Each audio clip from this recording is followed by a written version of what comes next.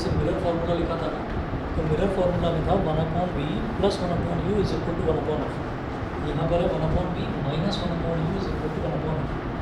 एक तो फार्मूला ये है। दूसरा आप देखेंगे कि जो मैग्नीफिकेशन के लिए फार्मूला होता था मिरर में होता था -v/u, यहाँ पर रहेगा सिर्फ v/u। और तीसरा फार्मूला मैग्नीफिकेशन का मिरर में होता था h2/h1, यहाँ पर भी h2/h1 रहेगा।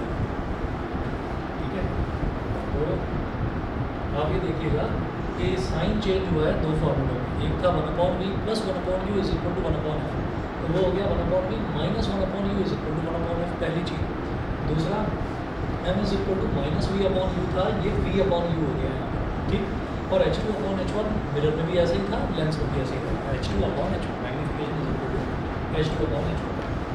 अच्छा जी, उसके बाद अब आप देखिएगा इसमें नोट करके लिखिएगा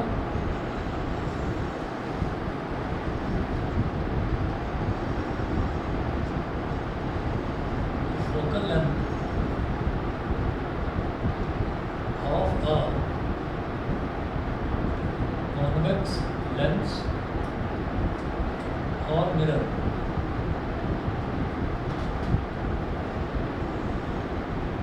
is always negative. Is always negative. Second, focal length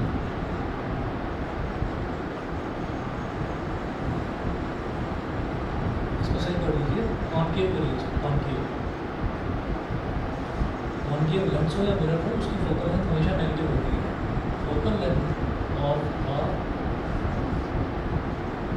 convex lens or mirror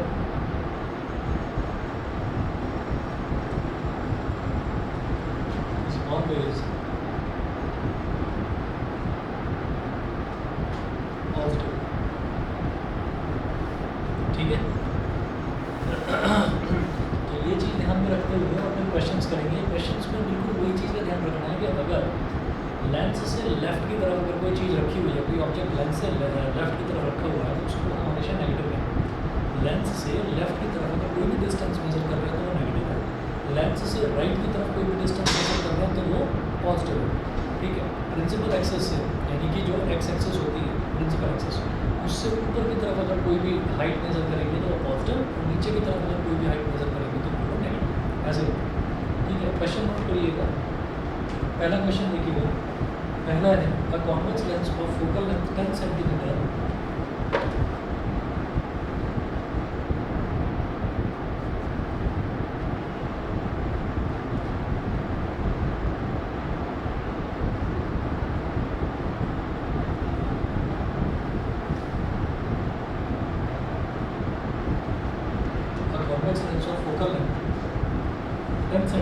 is placed at a distance of 12 centimeter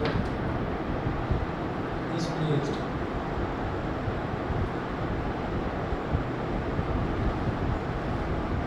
at a distance of 12 centimeter from a wall. The convex lens of focal length 10 centimeter is placed at a distance of 12 centimeter from a wall. Full stop. How far from the lens?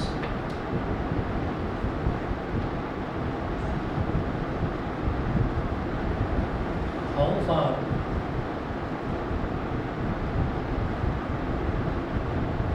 from the lens? How far from the lens should an object be placed so as to fall? Should an object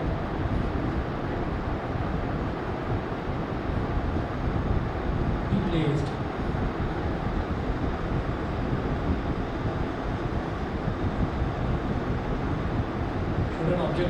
so as to form its real image on the wall, so as to form its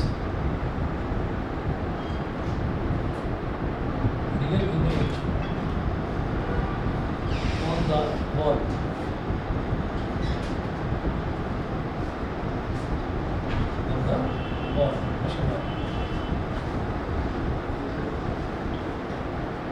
इसमें देखिएगा convex lens है जिसकी focal length दे रखी है 10 centimetre. मैंने बताया था convex lens हो या मिरर हो, उसकी फोकल लेंथ को हमेशा हमें क्या लेना है, पॉजिटिव लेना है, ठीक है। तो फोकल लेंथ स्मॉलर कितना दे रखा है 10 सेंटीमीटर, तो प्लस का 10 सेंटीमीटर, ब्रैकेट में लिख दीजिएगा कॉन्वेक्स लेंस, क्योंकि कॉन्वेक्स लेंस है।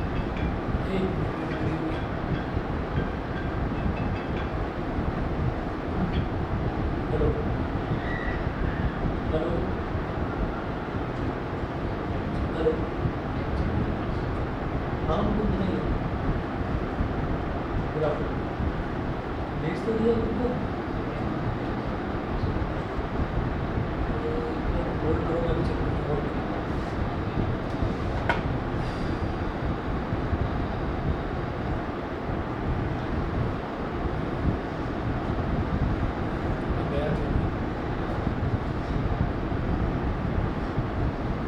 अभी पहुँचा, हेलो हेलो,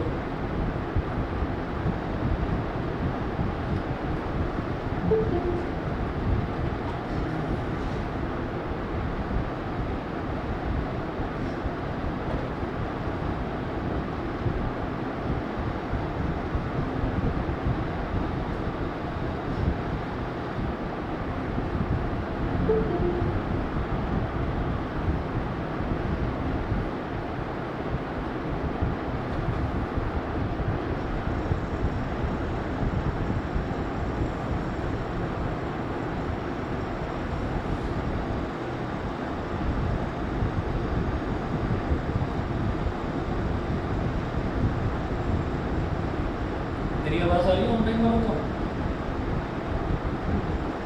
यस सर। ठीक है, पता नहीं भाई कैसे पहुंचा नहीं था, मेरे में अभी भी सेंट में वही दिखा रहा है, ये तो कितना टाइम दिखा रहा है इसमें, 37 पर पहुंच गया था, 337।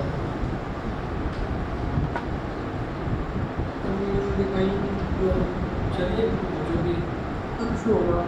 देखिए, मैंने बस यहाँ पर लेंस फार्मूला लिखवाया था कि 1/b minus 1/u is equal to 1/f होता है।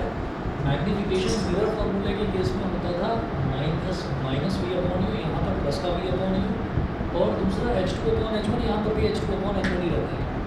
अब ये क्वेश्चन लिखवाया है यहाँ पर, convex lens of focal length 10 centimetre, focal length 10 centimetre है तो कॉन्वेक्स है, तो इसका मतलब फोकल लेंथ प्लस होगा। Is placed at a distance of 12 centimetre from a wall, convex lens से वॉल का डिस्टेंस 12 सेंटीमीटर है। वो क्या बोल रहे हैं, how far from the lens should an object be placed, तो ऑब्जेक्ट का डिस्टेंस पूछ रहे हैं, वो बताना है how far from the lens should an object be placed. Object distance क्या होता है, यू होता है, ठीक है। So as to form its real image on the wall, wall पर उसकी रियल इमेज बनानी है, ठीक है। तो इसका मतलब इमेज कहाँ पर बननी चाहिए, वॉल पर इमेज बननी चाहिए वॉल पर, तो इसका मतलब इमेज डिस्टेंस जो है वो क्या हो गया, 12 सेंटीमीटर। भाई इमेज का डिस्टेंस कौन सा डिस्टेंस होगा, देखिएगा, जैसे ही हमारे पास कॉन्वेक्स लेंस है, ये प्रिंसिपल एक्सेस हो गई। अब हमने ये कहा कि यहाँ पर एक वॉल है और हम इमेज उस वॉल पर बनाना चाहते हैं, तो हम ये कहेंगे लेंस से लेकर वॉल तक का जो डिस्टेंस है, इतने डिस्टेंस पर ही तो इमेज बन रही है, तो यही हमारा इमेज डिस्टेंस होगा। जो वॉल का डिस्टेंस है लेंस से, वही हमारा इमेज डिस्टेंस होगा। यहाँ तक क्लियर है, ठीक है। तो इसका मतलब क्या है कि ये जो 12 सेंटीमीटर है, यही हमारा इमेज डिस्टेंस है, ठीक है। अच्छा, लेंस के केस में, कॉन्वेक्स लेंस हो चाहे कॉन्केव लेंस हो, लेंस के केस में राइट साइड में बनने वाली जो इमेज है वो रियल इमेज होती है, और राइट में जिस भी डिस्टेंस को लेते हैं वो प्लस का होता है। इमेज डिस्टेंस हो गया प्लस का 12 सेंटीमीटर, यहाँ तक क्लियर, ठीक है। 12 सेंटीमीटर वॉल का डिस्टेंस है, यानी कि इमेज का डिस्टेंस भी 12 सेंटीमीटर। अब लिखें भाई using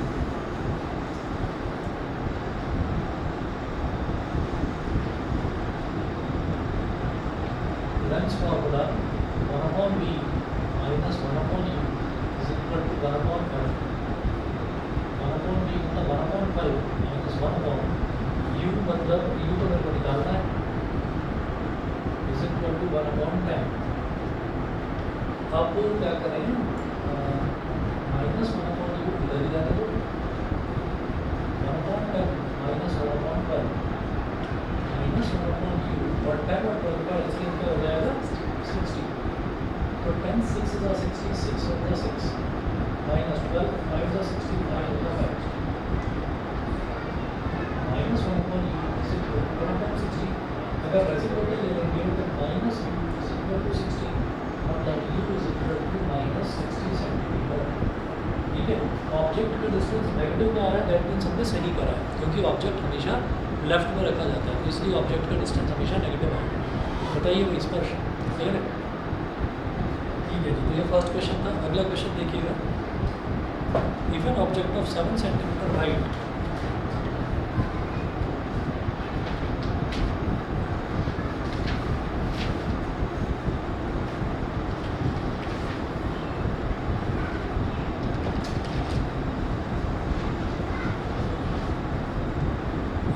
of 7 centimeter height is placed at a distance of 12 centimeter. An object of 7 centimeter height is placed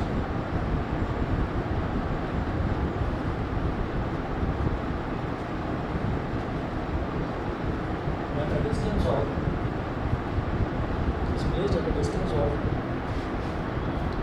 12 centimeter from a convex lens.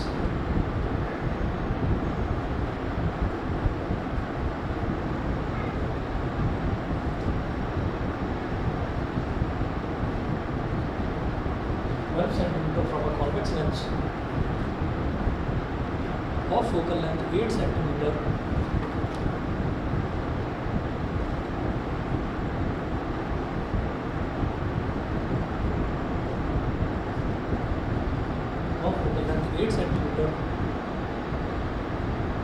find the position, nature and height of the image. Find the position,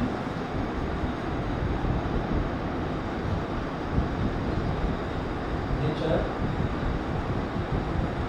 and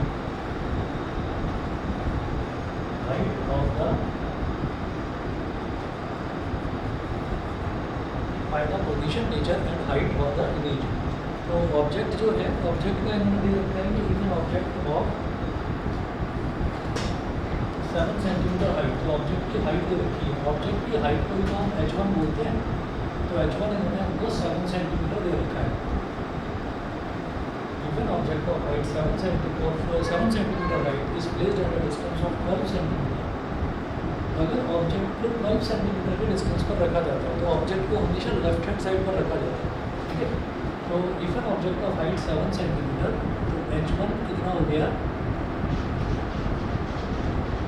h1 is equal two plus 7 centimetre. Object को, जैसे मान लीजिए ये book है, तो इस book को हमेशा सीधा रखा जाएगा।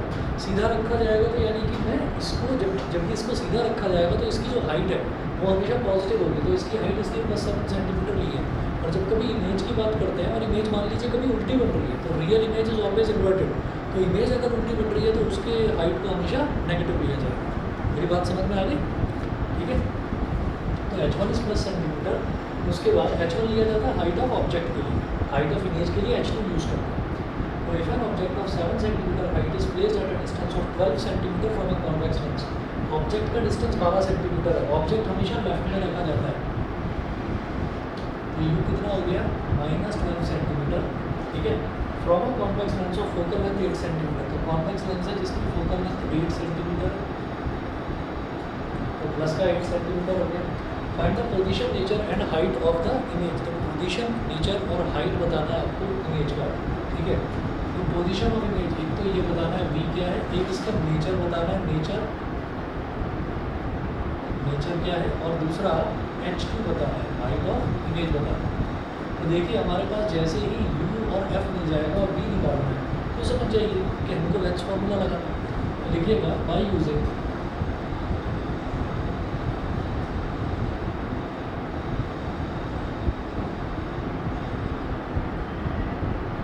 Lens formula upon v minus 1 upon u is equal to 1 upon f, 1 upon v minus 1 upon minus 12 is equal to 1 upon 8, तो minus minus is plus, 1 upon v plus 1 upon 12 is equal to 1 upon 8, 1 upon 12 को उधर ले जाओ, 1 upon v is equal to 1 upon 8 minus 1 upon 12, 1 upon of v is equal to 12 और 8 का LCM 24, 8 3 जा 24, 3 1 जा 3, 12 2 जा 24, 2 1 जा 2, 3 minus 2 is 1 upon 24, तो 1 upon v is equal to 1 upon 24, तो v की वैल्यू कितनी आ गई?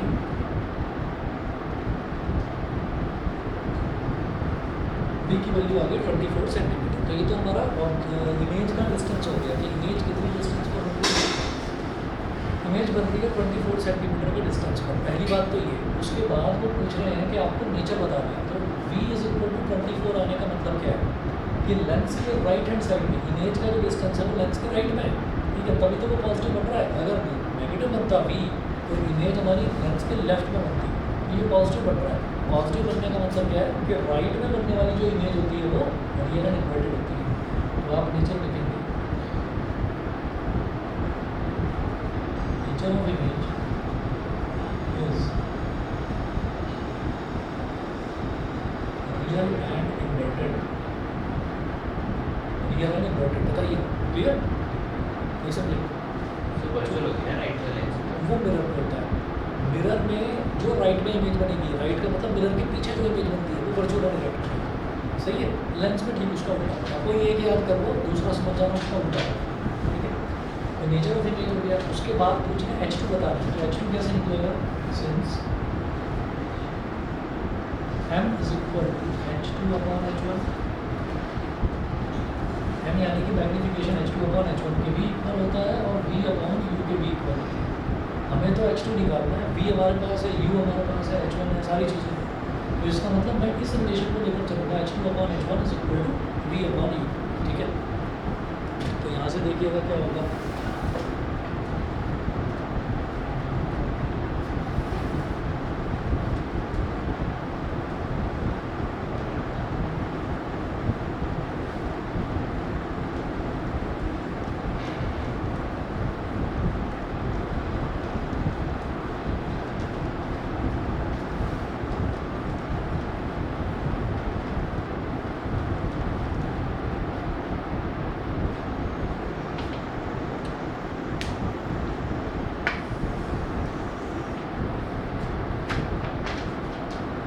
H2 upon H1 is equal to v upon u। Value डालकर देखने क्या आता है आंसर?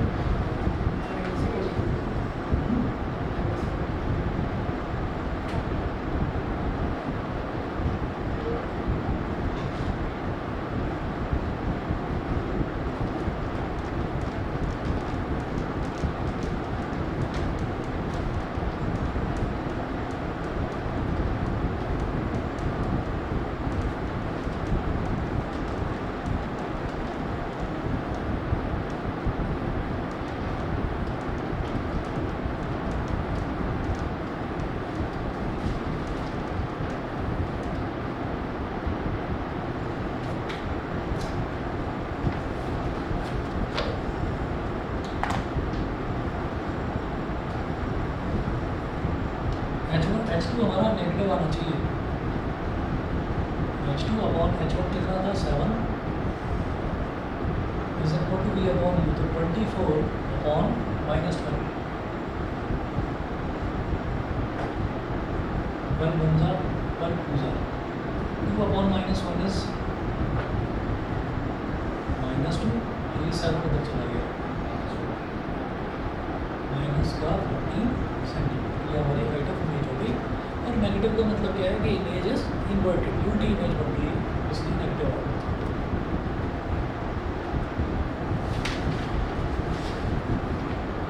क्वेश्चन नंबर 3 लिखिएगा, the magnification produced by a spherical lens. Question 3,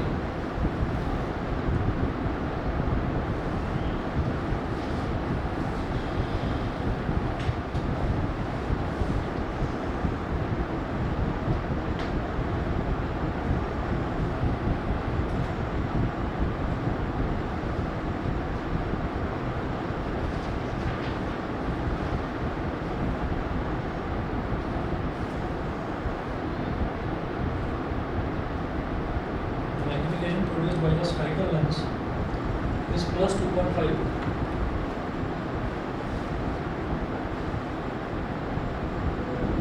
Is plus 2.5. Whole square. What is the A part and nature of image?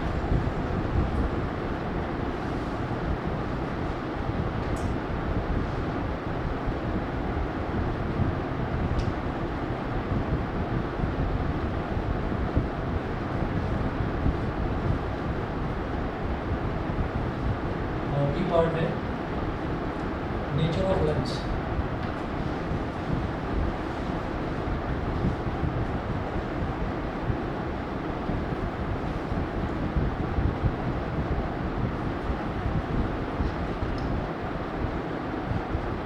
देखिए nature of lens में आपको ये बताना होता है हमेशा, नेचर ऑफ लेंस में कि लेंस जो है वो किस टाइप का है, किस टाइप का मतलब कॉन्केव है या कॉन्वेक्स है, आपको ये बताना होता है नेचर ऑफ लेंस में पहली चीज़।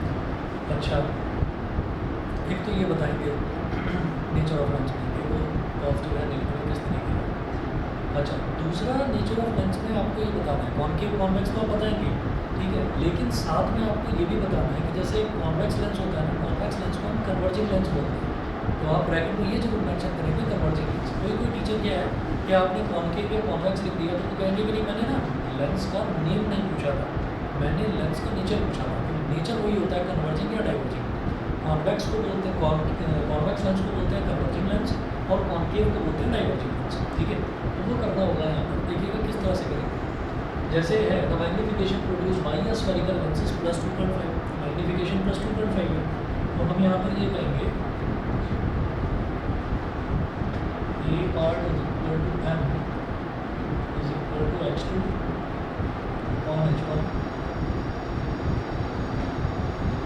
is equal to plus का 2.5 plus का 2.5।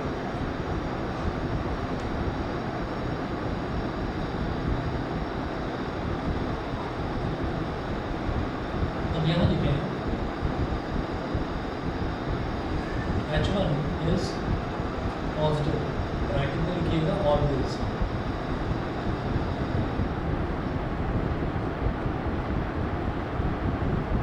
H2 अपॉन H1 ब्रैकेट में लिखना होगा पॉजिटिव। H1 हमेशा पॉजिटिव रहेगा, क्यों रहेगा पॉजिटिव? H1 क्या है, हाइट ऑफ ऑब्जेक्ट, और ऑब्जेक्ट को कभी हम उल्टा नहीं रखते हैं, ऑब्जेक्ट को हमेशा हम सीधा रखेंगे, और जब किसी चीज़ को सीधा रखेंगे तो हम ये कहेंगे ये तो इरेक्ट है, इरेक्ट मतलब सीधा है, सीधा है तो उसकी हाइट पॉजिटिव होगी। कोई चीज़ अगर उल्टी रखी हुई है तो हम ये कहेंगे कि ये तो इन्वर्टेड है, इन्वर्टेड मतलब उल्टा है, उसकी हाइट तो नेगेटिव दी जाएगी, ठीक है। तो जो ऑब्जेक्ट है H1 इज ऑलवेज पॉजिटिव, तो इसके ब्रैकेट में पॉजिटिव आ रही है। मैग्निफिकेशन की वैल्यू कितनी आ रही है, वो पॉजिटिव और प्लस का 2.5। तो जब एक पॉजिटिव को पॉजिटिव के साथ मल्टीप्लाई करते हैं तो रिजल्ट पॉजिटिव ही आता है। हम ये कहेंगे कि H2 is plus 2.5 into H1, ठीक है। So height of image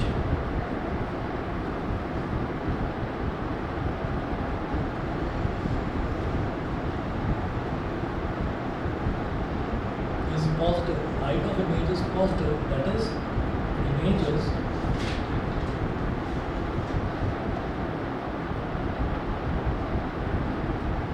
virtual and direct, images virtual and direct। उसके बाद एक कहानी और लिखनी है, एंड M और M के आगे और पीछे ना ऐसे स्ट्रेट लाइन ड्रॉ कर दो, स्ट्रेट लाइन ड्रॉ कर दीजिए, इसको बोलते हैं मॉडुलस, इसको मॉडुलस बोलते हैं या मैग्नीट्यूड बोलते हैं। मैं भी समझाऊंगा क्या चीज़ है, फिलहाल लिखिए। एंड मॉड M मतलब modulus of M is greater than, हाँ जी बोलिए। सर इसकी इमेज वर्चुअल एंड डायरेक्ट कैसे हुई?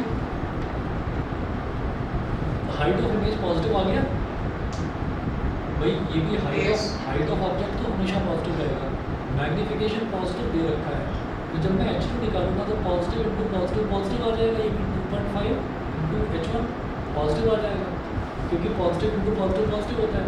तो जब H2 यानी कि हाइट ऑफ इमेज पॉजिटिव आ गई तो इसका मतलब वो सीधी ही होगी, तभी वो पॉजिटिव आई है, समझ गए। अगर इन्वर्टेड होती तो H2 जो है वो नेगेटिव आ जाता, मैंने वही लिखा है। So height of image is positive, that is image is virtual and direct, ये समझ गए अभी? Yes sir. ठीक है, तो ये हो गया वर्चुअल एंड डायरेक्ट, ये ए पार्ट है। अब बी पार्ट में लिखें, बी पार्ट ऐसे लिखना, since mod M is greater than 1, so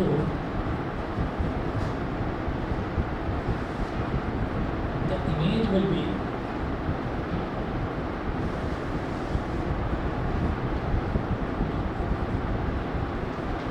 magnified, bracket में लिखिएगा enlarged,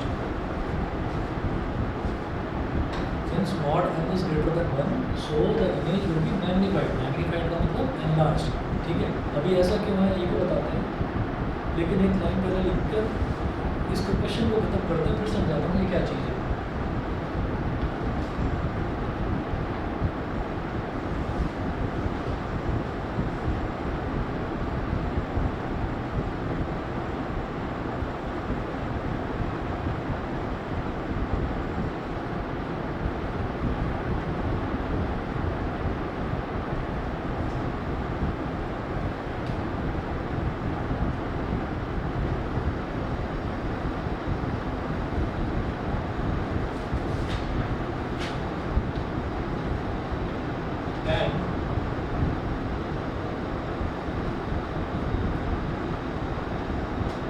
Virtual direct and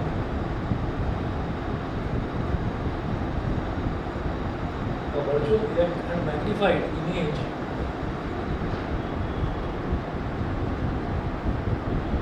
will be formed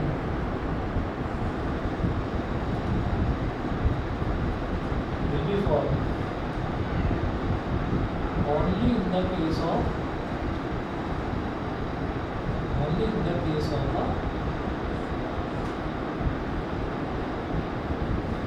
convex lens. So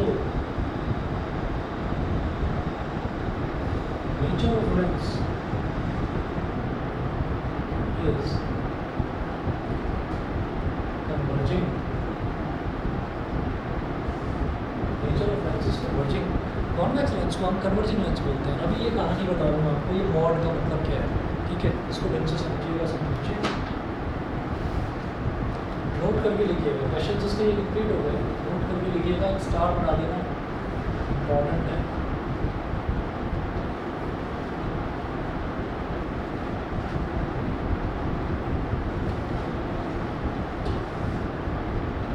If mod m greater than 1, then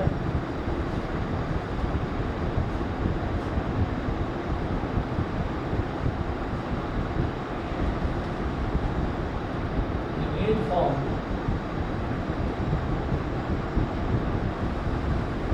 if mod m is greater than 1, then image form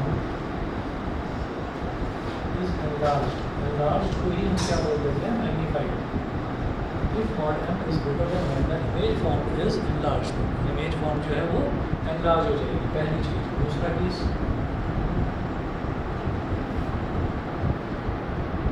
if mod m is equal to 1, then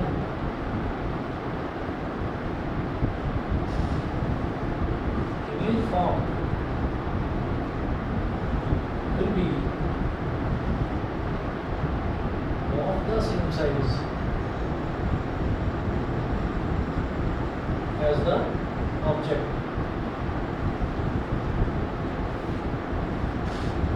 Third, if mod m is less than 1, if mod m is less than 1,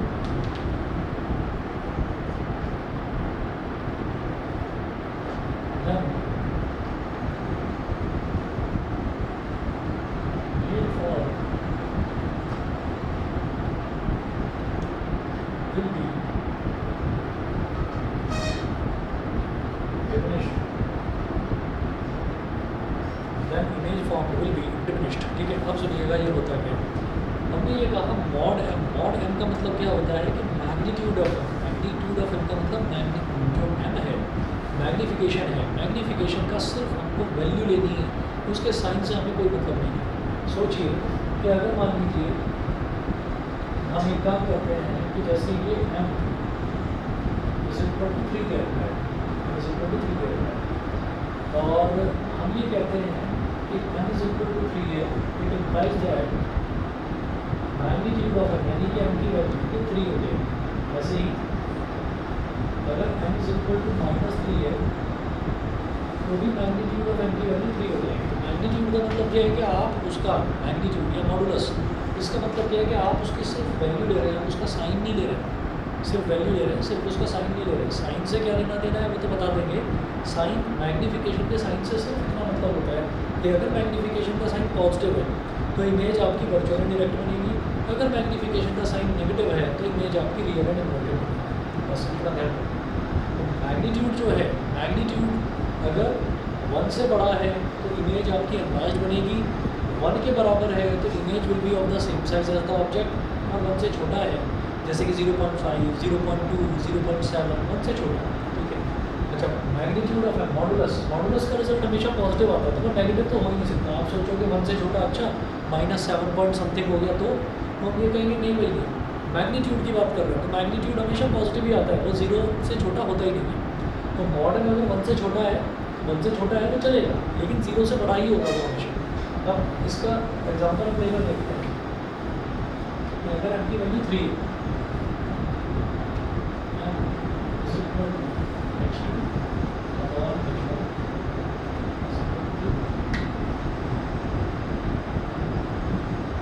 H2 क्या हो गया 3H1। खुद बताइए कि H2 value बड़ी आ रही है छोटी आ रही है H1 से।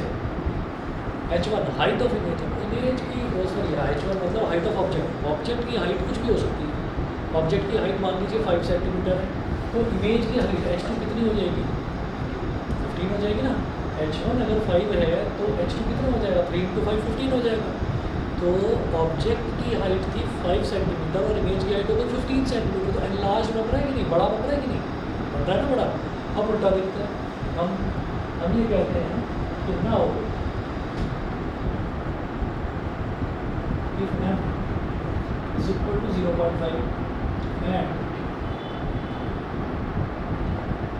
h1 is equal to 8 centimeter, then h2 upon h1 is equal to 0.5। समझ गए ना, मैग्नीफिकेशन 0.5, मैग्नीफिकेशन का मतलब h2 upon h1, h2 upon h1 0.5 हो गया। इसका मतलब h2 0.5 H1, 0.5 H1। अब H1 कितना 8 है, तो 0.5 × 8 कितना हो जाएगा, 4 सेंटीमीटर। बोलिए जी, हाइट ऑफ इमेज 4 सेंटीमीटर आ रही, तो ऑब्जेक्ट की हाइट कितनी थी 8 सेंटीमीटर, और इमेज की हाइट कितनी आ रही है 4 सेंटीमीटर, यानी कि छोटा हो गया, छोटा हो गया यानी कि डिमिनिश्ड। और ये किस केस में हुआ है, जब हमारा मैग्नीफिकेशन क्या था 0.5, यानी कि मैग्नीफिकेशन अगर 1 से छोटा है, ठीक है। मैग्नीट्यूड लगाने का मतलब ये है कि मैग्नीट्यूड मतलब सिर्फ उसकी वैल्यू की बात कर रहे हैं। नेगेटिव अगर है मैग्नीफिकेशन तो इमेज रियल एंड इन्वर्टेड होगी, ठीक है। तो रियल एंड इन्वर्टेड में भी तो एनलार्ज इमेज आती है, ठीक है। तो आप सोचिए कि अगर ऑब्जेक्ट की हाइट 2 सेंटीमीटर है और इमेज की हाइट आ रही है -18 सेंटीमीटर, -18, तो ये मत सोचना कि अरे ऑब्जेक्ट 2 सेंटीमीटर और इमेज -18 बहुत छोटा इमेज, तो नहीं। नेगेटिव साइन सिर्फ ये बता रहा है इमेज जो है आपकी रियल एंड इन्वर्टेड यानी कि उल्टी बढ़ती है, लेकिन उसकी वैल्यू कितनी है, इमेज की हाइट की वैल्यू कितनी है 18 ना, तो इसका मतलब वो बड़ी बन रही है, लार्ज बन रही है, लार्ज है, रियल एंड इन्वर्टेड है। नेगेटिव का मतलब रियल एंड इन्वर्टेड। सभी को क्लियर, ठीक है। ऑनलाइन वाले तीनों बच्चे बताएं भाई क्लियर है, मुकुंद, प्रियांशी, समीक्षा, क्लियर है, ठीक है। आगे चलते हैं।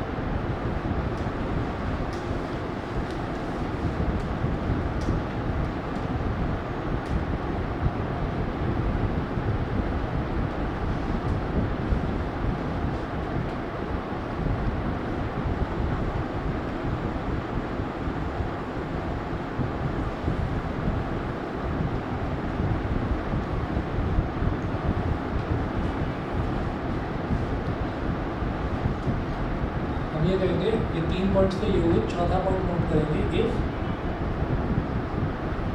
m is positive then image is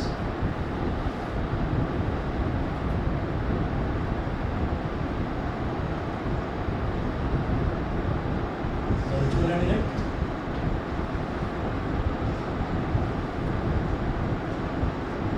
if m is negative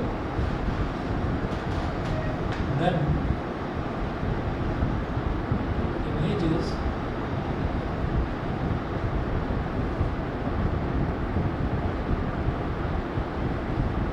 real and inverted, ठीक है। चलिए जी आगे चलता हूँ अपने।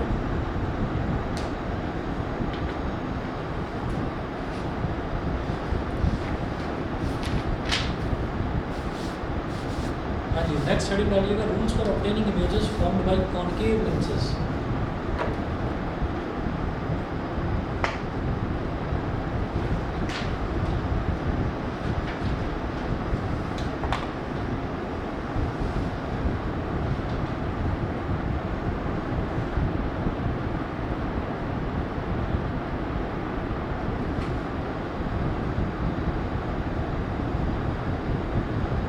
For obtaining images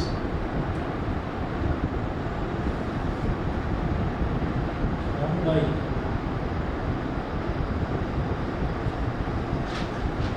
concave lenses. तो जैसे कॉन्वेक्स लेंस का हमने रूल्स देखे थे, ऐसे ही कॉनकेव लेंसेज के भी अब रूल्स देखेंगे। ठीक है, तो इसकी भी रूल्स देखिएगा किस तरीके के होंगे। रूल नंबर 1 लिखें, the ray of light which is parallel to the principal axis. Rule number 1,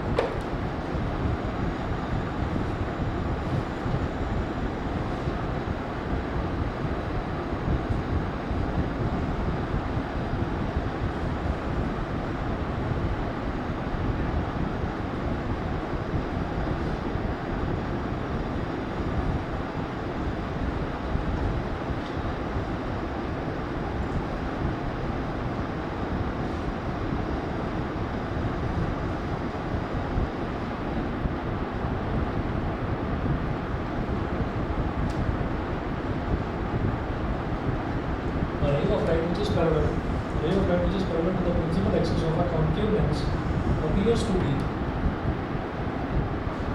from a concave lens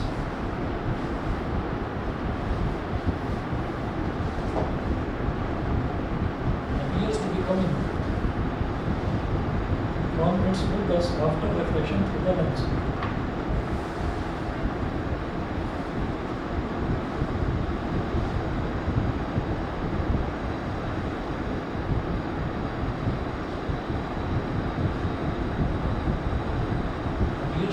From its focus after refraction through the lens.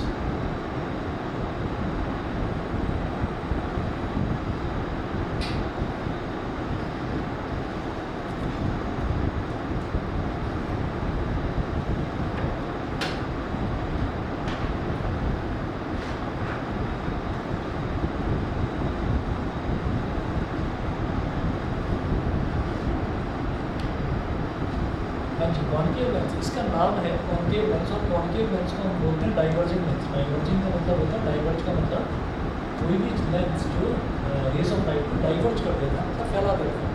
ठीक है, डाइवर्जिंग लेंस है।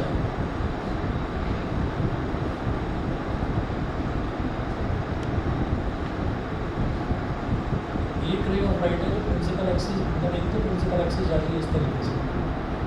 ठीक है, ये हो गया ऑप्टिकल सेंटर, ऑप्टिकल सेंटर से। अच्छा, अब आप ये देखिए इसका जो पहला सरफेस है वो ये है। अगर इसको मैं एक स्फीयर कंप्लीट कर दूँ तो इसका सेंटर ऑफ कर्वेचर इधर रहेगा, यानी कि फोकस इधर रहेगा। तो पहला फोकस जो है इसका एफ वो इस तरफ आएगा, एफ ऐसे, टू एफ ऐसे, और सेकंड फोकस यानी कि इस वाली सरफेस का फोकस इस तरफ होगा, तो एफ डैश और टू एफ डैश। ये हो गया।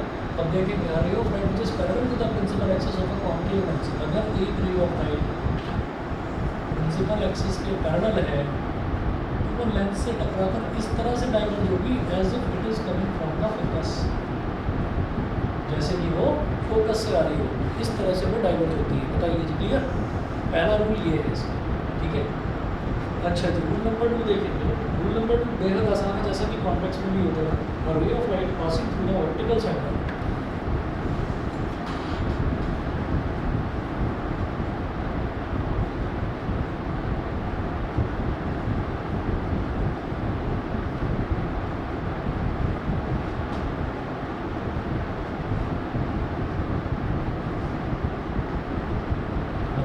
passing through the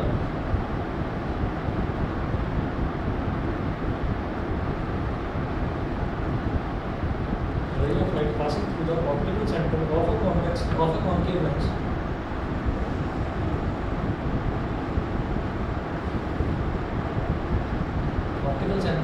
concave lens goes straight after passing through the lens.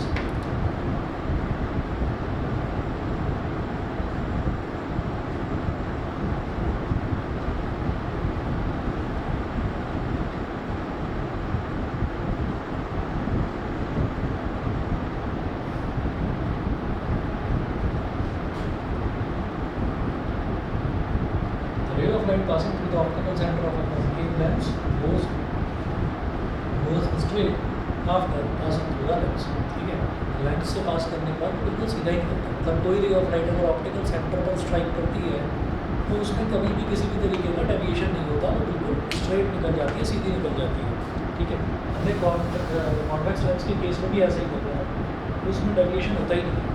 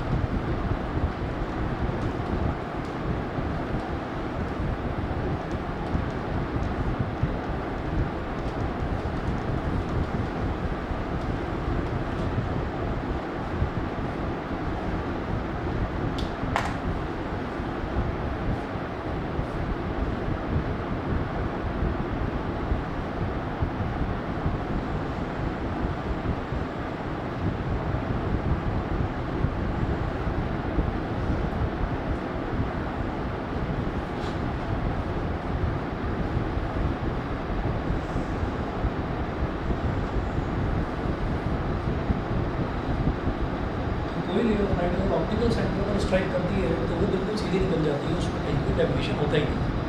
सही है. रूल नंबर 3 देखिएगा. रे of light going towards the focus of a concave lens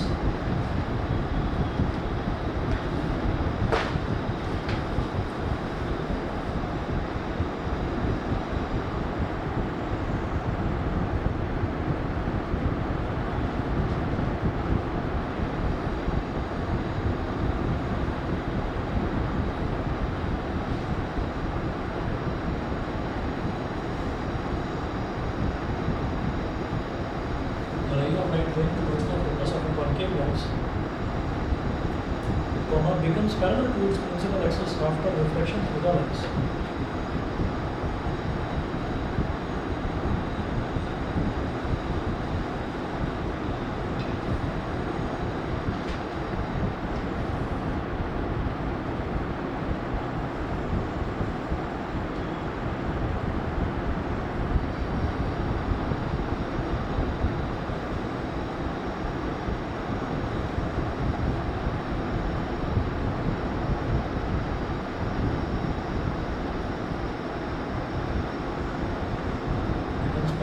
principal axis after reflection through the lens. तो अब अगर मान लीजिए कोई रे ऑफ लाइट ऐसी है जो कि फोकस की तरफ जा रही है तो क्या होगा.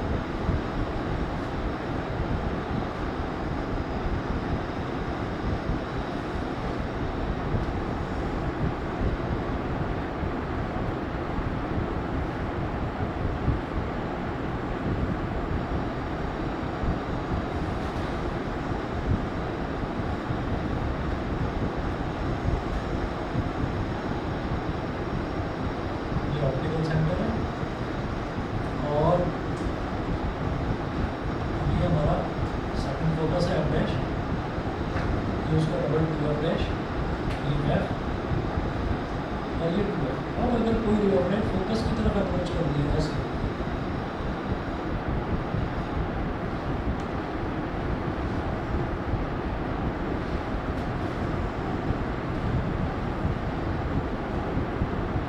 अगर कोई रे ऑफ लाइट फोकस की तरफ अप्रोच कर रही है तो वो लेंस से टकरा कर ये लेंस के मिड पार्ट तक पहुँच कर फिर ऐसे सीधी हो जाएगी, है ना. लेंस का वर्टिकली इसको दो पार्ट्स में डिवाइड करते हैं, तो ये यहाँ से नहीं यहाँ तक, यहाँ से सीधी हो जाएगी पैरेलल. सही है.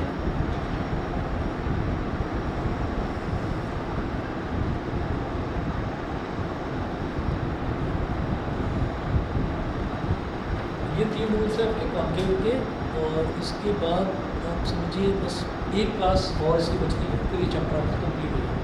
ठीक है, आज इतना ही कर लीजिए, नेक्स्ट क्लास में बताऊँ।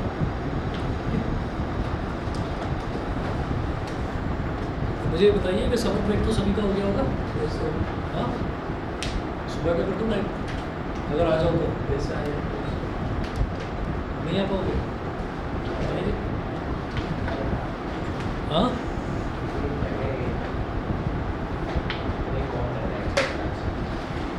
बता दीजिएगा भाई, अगर